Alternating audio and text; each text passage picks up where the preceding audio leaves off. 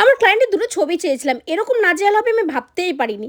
যাই হোক আজকে আমার একটা মেকআপ ছিল, পার্টি মেকআপ, সেই সূত্রে আমি ভালো করে সব কিছু গুছিয়ে নিচ্ছিলাম। তারপরেই অটো ধরলাম আর আমার কল টাইম ছিল ৩টা, আমি ৩টে ১ এ পৌঁছে গেছিলাম। আর কারণ টাইমিংটা আমি খুব ভালো করে মেনটেন করি।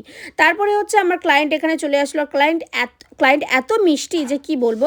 প্রথমে আমি আধপৌড়ো করে শাড়ি পরিয়েছিলাম, কিন্তু দিদি আমাকে বলল যে দিদির আধপৌড়ো করে শাড়ি পরলে নাকি ওনাকে ভালো লাগে না, উনি যেহেতু অনেকটা লম্বা, তাই আমাকে বলল, "সানা তুমি এক কাজ করো, আমাকে সিম্পলভাবে তুমি শাড়িটা পরিয়ে দাও, আমি ওটাতে বেশি কমফোর্টেবল।"